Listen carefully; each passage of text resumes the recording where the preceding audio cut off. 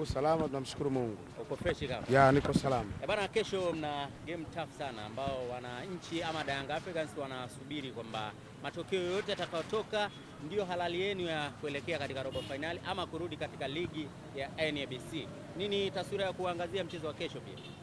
Asante. Kesho wana Dar es Salaam Africans tunatupa karata yetu nyingine tena katika mchezo wetu dhidi ya FAR Rabat. Ni mchezo ambao hautakuwa mwepesi, utakuwa ni mgumu. Tupo ugenini. Tunawaambia wana Yanga, wananchi, wanachama na mashabiki wote mlipo duniani, ni wakati sasa wa kuzidisha dua zetu. Kwa wale watakaojali wa kufika pale, waende wakasapoti timu yetu. Sisi ambao hatujajaliwa kufika Morocco, tuendelee kuomba Mungu. Dua zetu, sala zetu zinahitajika kwa ajili ya kupushi timu yetu, lakini huku tukiwa tuna imani kabisa kwamba tutakwenda kufanya vizuri. Mimi imani yangu inanituma hivyo. Dar es Salaam Africans tunakwenda kufanya vizuri katika mchezo wetu dhidi ya FAR Rabat, kwa sababu ni timu ambayo kwangu mimi nasema FAR Rabat kwetu sisi ni underdog, mtoto mdogo sana huyu. Tumemfunga nyumbani na tunakwenda nyumbani kwake, pale tunahitaji sare, tunahitaji kushinda, na hivyo vitu viwili tegemeana vinapatikana, na nyumbani kwake au unakwenda kupata sare. Usidharau Dar es Salaam Africans, nenda karejee mchezo wa Yanga dhidi ya JS Kabiri ugenini. Nenda kaangalia mchezo wa Yanga na National Ali ulikuwa ni mchezo wa namna gani. Kwa kwangu mimi naamini tunakwenda kupata alama za kutosha pale, 3 au alama 1, na sisi hatua ya makundi, hatua ya robo finali tunakwenda. Tumaini la watu wengi wanaamini kwamba mchezo wa kesho ni fainali, na kama nyinyi mnavyotazama, je, hiyo ni fainali ambayo tulikuwa tunaisubiri kuitazama katika CAF Champions League? Yes, kwa watu sisi ni mchezo huu ni finali, kwa sababu tukipata alama 1 itatusogeza, tukipata alama 3 itakuwa ni vizuri zaidi.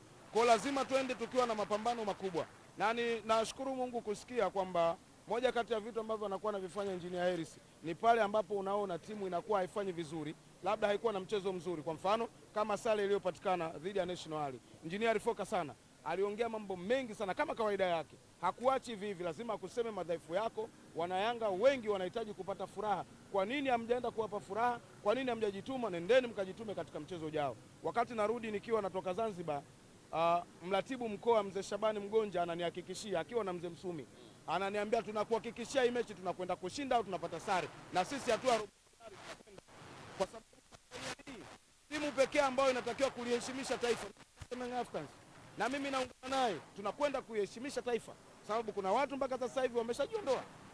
Yes, wameshajiondoa. Kwa sisi ndio wakwenda kuliwakilisha vyema taifa, na tunaamini tutakwenda kufanya vizuri kwenye mchezo huu. Utakuwa ni mchezo mgumu, lakini ni mchezo mgumu ambao utakuwa una matokeo mazuri kwa upande wetu.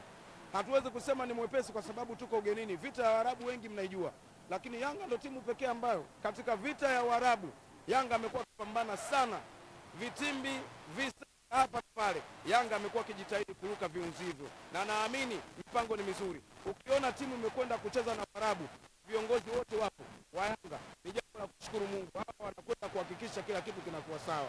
Mimi naamini matokeo mazuri tunakwenda kupata. Kizinga, ukitazama kwa haraka na hichi ambacho kinaendelea katika mitandao ya kijamii, hususan ni watani zako ama majirani, unakitazamaje kwa haraka? Wewe ni miongoni mwa influencer, unajua taratibu za influencer ikoje? Wewe kama Captain Kizinga, nini hasa ukitazama kwa haraka pia? Kwanza nimefuatilia namna ya masakata yote waliokuwa wakizungumza. Nimeona kuna pande 3. Pande ya kwanza ipo kwa mwenyekiti chake, pande ya pili ipo kwa tajiri, pande ya 3 ipo kwa muuza jezi. Na hili nimetoa tamko mimi kama nahodha wa mashabiki, kwenda kwa admini aliyeposti taarifa kwa umma, aende akaifute haraka iwezekanavyo. Amenikwaza. Barua ipi iliyokukwaza? Admini wa timu ya majirani, posti yake ya kusema kwamba vijana wakamatwe wawekwe ndani, amenikwaza, afute haraka iwezekanavyo. Hiyo ni taarifa ya Festus Magori inayozungumzia. Nimesema admini aliyeposti, kama inatoka kwa Magori, kama inatoka kwa afute, kwa sababu huyu anatufundisha kwamba ni wazi aliyoyasema mwenyekiti Ngungu kwamba kuna watu wamemuundia kundi la kwenda kumshambulia. Ni kweli. Nenda kaangalie. Wale vijana walifanya press ya kwanza muhusu Mangungu na kumkumbusha afanye kazi vizuri. Kama kuna tatizo waambie wana Simba. Mangungu shambuliwa mno, lakini admini hakujitokeza kwenda kusema tunampa pole mwenyekiti wa klabu yetu kwa kushambuliwa na vijana. Leo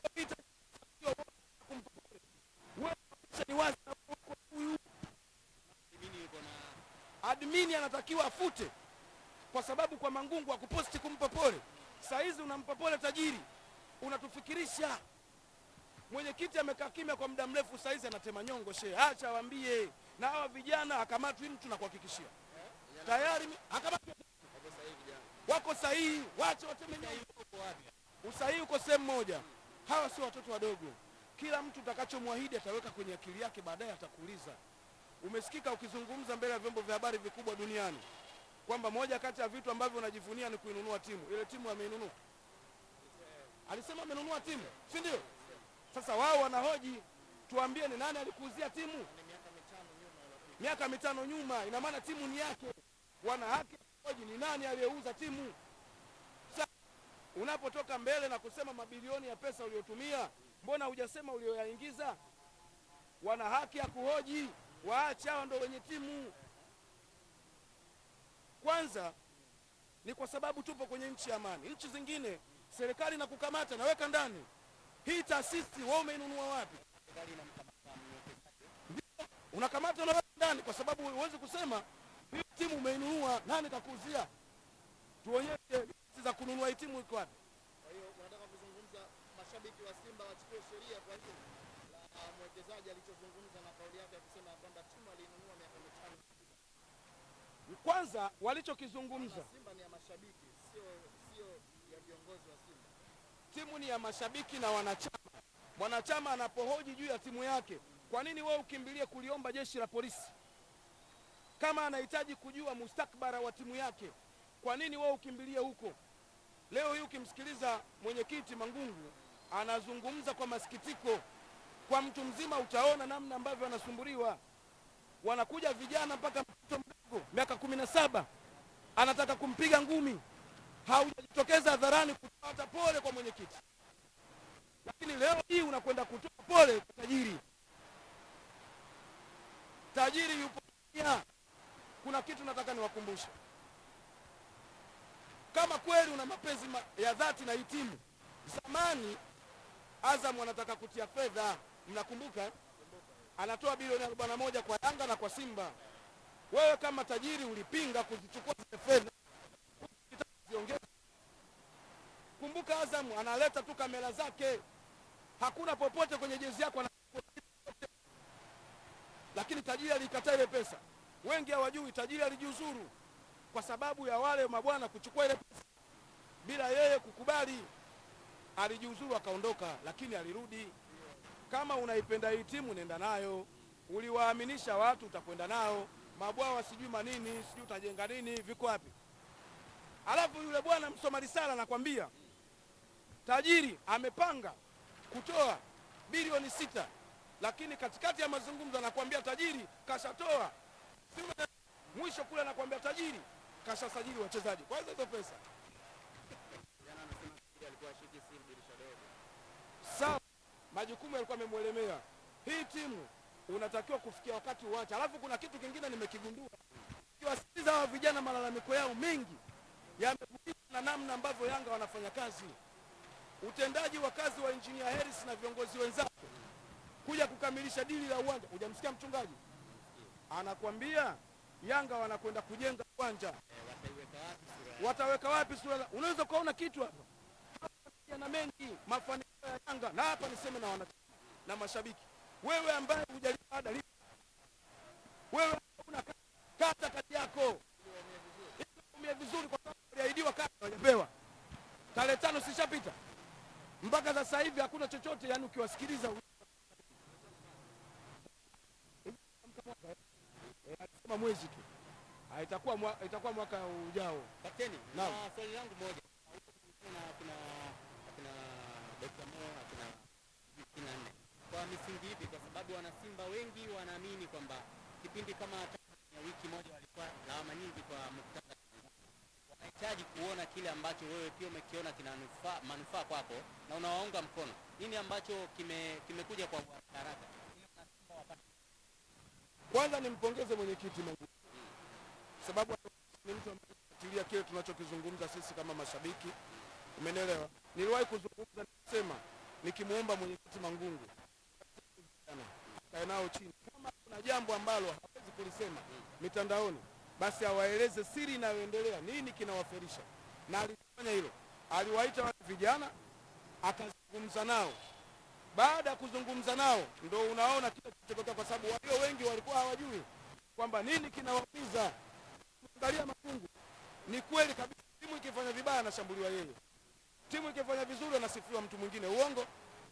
Nini ashambuliwe yeye alafu sifiwe mtu mwingine? Na yeye amezungumza juzi kwamba ninayo mengi lakini sitasema. Si umeelewa? Na mojawapo ni hilo ambalo nimekwambia, anashambuliwa Mangungu alafu hii ya jana anakwenda kupewa pole. Mangungu kwa kushambuliwa, na ameshambuliwa sana. Juzi tukatoka kushambuliwa. Kwa nini wanasema kwamba mwenyekiti wetu ameshambuliwa, tunatoa pole? Kwa nini hawajafanya hivyo? Watoa taarifa kwa umma. Kwa kinachotakiwa kufanyika ni kitu kimoja. Kwa vijana wote hao waliokuwa wanasema kwamba Mangungu aondoke, walikuwa wanasema kwa sababu bado walikuwa hawajajua nini kinamsumbua, na walimfuata wakamwambia, tueleze shida ni nini, kinakusumbua nini, kama management ya juu kuna tatizo tuambie. Na wakaambiwa, wakajidhihirishia. Leo hii ninavyozungumza na wewe, na hili niliseme wazi, wapo vijana wametumwa upande wa pili waje wa na Mangungu. Na kwambie, kwa sababu upande wa tajiri wanaamini kabisa hawa vijana wamepewa, lakini mimi niko nao kina Mandala, hata mimi hawajapewa, lakini wao walitaka kujua timu yao nini kinawakwamisha. Umeelewa? Wachukua vizuri walivyotoka na Mangungu, walikwenda kwa muuza jezi. Uliona ile clip pale ni kutaka kwenda kujua nini kipo kwa huyu, nini kipo kwa huyu, lengo waende na kitu kimoja. Sasa wale ambao wametoka upande wa pili wa mzee wa nini, mzee wa Albadili Magomeni kule, wale waliokuwa kwa upande wa Albadili, kuna wengineo walikuwa kwenye msafara kama yule Muhindi yule. Muhindi alikuwa yeye yumo kwenye msafara kwenda kwa Mangungu, lakini alishindwa kusikiliza, akambishi sikiliza mwisho, wakamuka ndio kakimbilia kule. Kwa hiyo hawa wote wanatakiwa kuwa kitu kimoja, wakae chini wazungumze lugha moja. Huyu analeta uchawa kwa tajiri ili aokote. Mangungu yaani hao Mangungu wamechagua sehemu sahihi ya timu yao. Mangungu yule hana hela. Yule ni Mswahili, alishakwambia mimi Mswahili. Hana hela.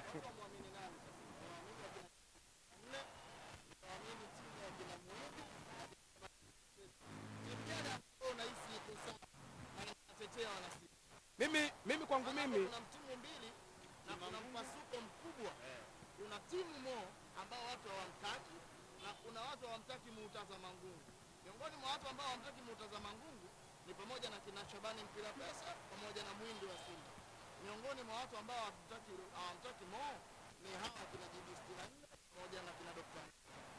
Wewe unaona ambao wako sahihi ni kundi lipi? Kwanza Kiswahili ni chepesi sana. Ukiangalia kundi la kwanza, namna ambavyo wanazungumza, kuna vitu wanagusa unaviona kabisa vipo sawa. Ikiwa ni kuahidi kuwajengea viwanja, kuboresha kila kitu, si ndio? Lakini tajiri una muda mrefu wa uzungumzi. Lakini pia vile vile wameenda mbali sana, wakasema wewe uliahidi kujenga uwanja mpaka leo bado. Lakini licha ya hivyo, wewe umesema kwamba umenunua timu. Wanataka kujua aliyekuuzia timu nani. Hawa watu wako sahihi sana, mimi nakwambia. Hawa upande mwingine huku wanatakiwa wao wajitafakari. Mangungu alikuwa hajazungumza kitu chochote popote, sawa? Lakini hawa wamekwenda wameambiwa, na wewe nenda kaambio. Shida hawa, kuna kitu kimoja hujakijua. Wao hawa wanasema Mangungu amewaita wachache peke yao, hao wengine wamebaki. Kwa nini asingekuita wote? Mangungu atawaita wote? Kwa nini? Na nyinyi kiende, ni haki yenu kwenda kujua mustakabali wa timu. Lakini kitu kingine, ili aliyokuwa zamani sio sasa hivi. Tajiri wa zamani popote anatia hela. Winga Okwi pale juu, wawili hatari hao wamefungamana kwa magoli. Boko na Medikigele, sawa. Una mtu mwingine hatari, Mushimba Muga. Hiyo timu ilipo tajiri. Tajiri mimi toshauri, ukweli ni kwamba bora waendelee kupambana kupata sauti timu yule. Sasa wewe hapo mpaka sasa hujakaa, umekaa upande hivi. Kwa sababu tajiri sasa amenunua, wafuatilie kujua kweli amenunua kama amenunua wapewe haki zao. Walioko sahihi ni wale wanaozungumza wale wakina Dr. Mo wale wako sahihi, na ni kwa mtu yote utakuja kuniambia wale wanazungumzia maslahi ya timu, wana haki ya kuhoji timu yao, wana haki ya kutaka kujua tajiri anafanya nini. Je, leo hii unaona Wanayanga sisi tunasubiri uwanja, sisi tunatujengea uwanja mtu wa Simba usikaje kwenye uwanja wetu kama huko kwenye uwanja lenu. Kwanza ule uwanja utakuwa uitwe jina la Jakaya, kwa sababu ule uwanja ndio kaunua, kumbe ule uwanja wa Jakaya hii itakuwa, lakini kaenda kuitwa Moa leo kucheza nao sio Benjamin hapo, waambie twende Zanzibar, utaenda hawezi kwenda. Kwa hiyo JSM anajenga uwanja ndugu yangu, tegemea kuona muda sio mrefu, na hili ndio linawaumiza kweli kweli. Kwa nini JSM anaenda kujenga uwanja alafu bosi wao yuko kimya, simu ashiki, tajiri anatujengea uwanja wao, bosi yuko kimya ashiki. Asante sana.